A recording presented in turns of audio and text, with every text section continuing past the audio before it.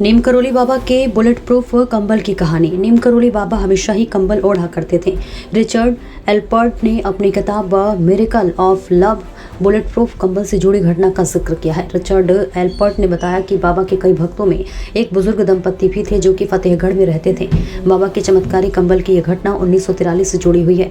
एक दिन बाबा अचानक बुजुर्ग दंपत्ति के घर पहुंच गए। इसके बाद बाबा ने कहा कि वह रात में यही रुकेंगे।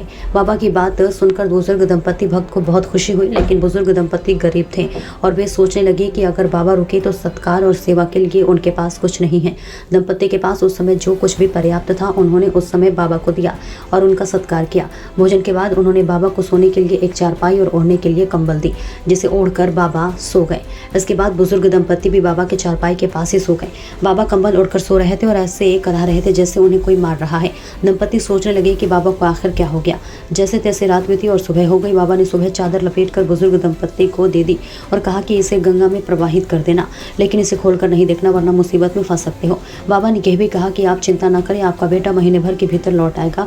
दंपत्ति की बाबा की कही बातों का पालन करते चादर को गंगा में प्रवाहित करने के लिए ले जा रहे थे। चादर लेकर जाते समय दंपत्ति को ऐसा महसूस हुआ कि चादर में कुछ लोहे जैसा सामान है, लेकिन अब बाबा ने तो खाली चादर दी थी। बाबा ने चादर खोलने को मना किया था, इसलिए दंपत्ति ने बिना उसे खोले वैसे ही नदी में प्रवाहित कर दिया। बाबा के कहनुसार 1 महीने बाद बुजुर्ग दंपत्ति का बेटा भी बर्मा फ्रंट से घर लौट आया और ये दंपत्ति का इकलौता बेटा था जो कि ब्रिटिश फौज में सैनिक था और दूसरे विश्व युद्ध के समय बर्मा फ्रंट पर तैनात था। बेटे को घर पर देख बुजुर्ग दंपत्ति की खुशी का ठिकाना नहीं रहा, लेकिन बेटे ने अपने माता पिता को ऐसी घटना के बारे में बताया जिसे सुनकर वो हैरान हो गए। बेटे ने कहा कि लगभग महीने भर पहले एक दिन बेटे दुश्मन फौजों के घिर गया और रात भर गोलीबारी होती रही। इस युद्ध में उसके साथ सारे साथी मारे गए, लेकिन वे अकेला बच गया। बेटे ने कहा कि मैं कैसे बच गया मुझे भी मालूम नहीं।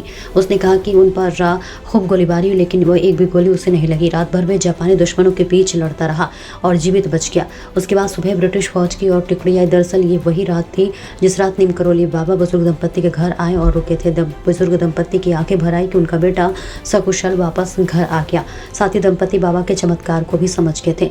यही कारण है कि अपनी किताब मिरेकल ऑफ लव में रिचर्ड एल्पर्ट ने इस कंबल को बुलेट प्रूफ कंबल कहा है। आज भी कैचीधाम स्थित मंदिर में बाबा के भक्त कंबल चढ़ाते। बाबा खुद भी हमेशा कंबल ओढ़ा करते थे।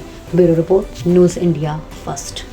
लेटेस्ट अपडेट के लिए हमारे चैनल न्यूज़ इंडिया फर्स्ट को लाइक, शेयर एंड सब्सक्राइब करें एंड यस, बेल आइकन को प्रेस करना ना भूलें।